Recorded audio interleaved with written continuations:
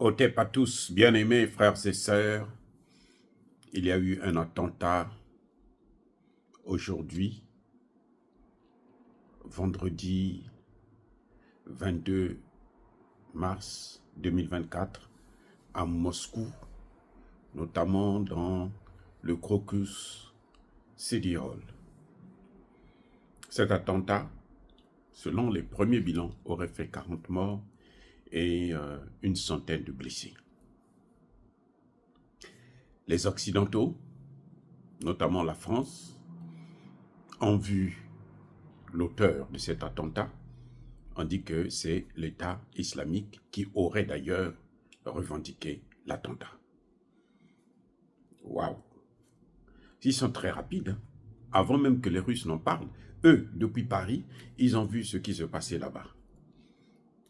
Eux, depuis Paris, ils ont été informés par l'État islamique, soi-disant qu'ils ont même revendiqué l'attentat. Ok, c'est possible. Il y a déjà eu des attentats terroristes, notamment en Tchétchénie, ou avec les Tchétchènes. La Russie connaît très bien comment gérer ce genre de cas, de situation, et je suis sûr que toutes les mesures seront prises pour que ce genre de situation ne puisse plus se reproduire, même si on sait que attentat zéro n'existe pas, sauf dans les pays qui eux-mêmes sont des États terroristes. Les pays qui organisent le terrorisme, eux, chez eux, il n'y aura plus d'attentats. Parce qu'ils ont expérimenté ça. Maintenant, c'est devenu leur instrument de travail pour aller déstabiliser d'autres pays. Eh oui, c'est ça qui se passe exactement. Alors, il y a une question qu'on doit se poser à l'évidence. À qui profite le crime? Qu'est-ce qui peut motiver l'État islamique d'attaquer, d'aller tuer des Russes? Parce qu'ils sont en guerre contre l'Ukraine? Est-ce que vous croyez que c'est une bonne motivation? Est-ce qu'ils veulent faire de la Russie un État islamique? Je pense que ça fait même rire, parce que vaut mieux en rire que d'en pleurer, et c'est ridicule. Moi, je pensais que les attentats terroristes, les djihadistes, eux, ils travaillent pour créer un État islamique. Là où ils interviennent, c'est pour qu'il y ait un État islamique.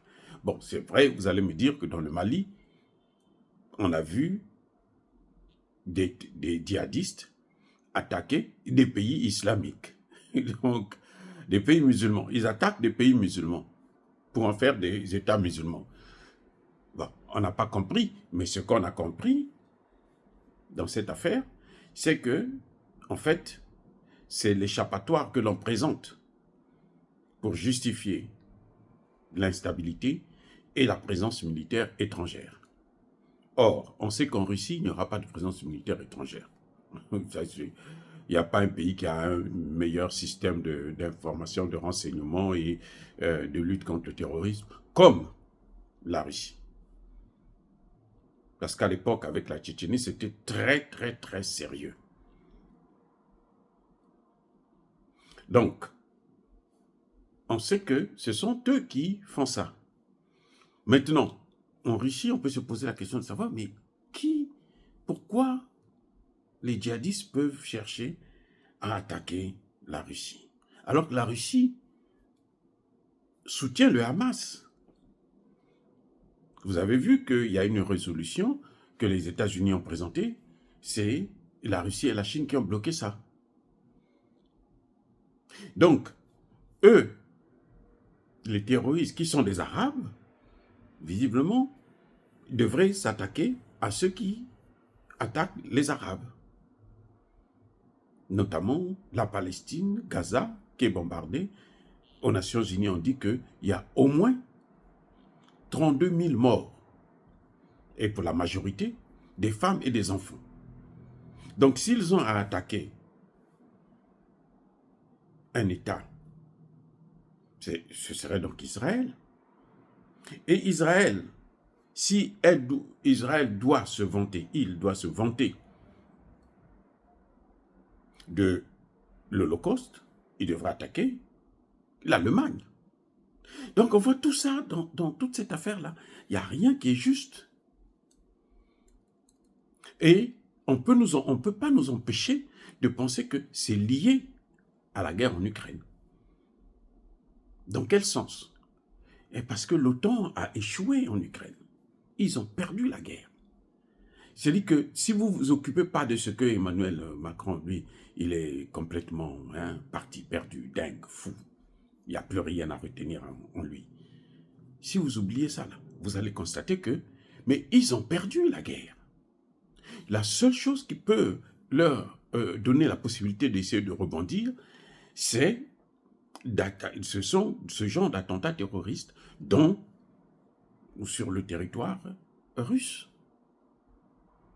Donc, à mon avis, quand les Occidentaux se précipitent à dire que c'est l'État islamique, je pense que eux-mêmes, ils doivent connaître mieux que ça. Et il serait temps maintenant qu'ils apprennent à dire la vérité aux gens.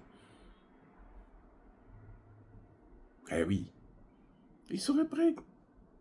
Les généraux ukrainiens disent que c'est fini, même si on mobilise encore toute la jeunesse là. Ce sera juste pour les envoyer à l'abattoir. C'est une réalité.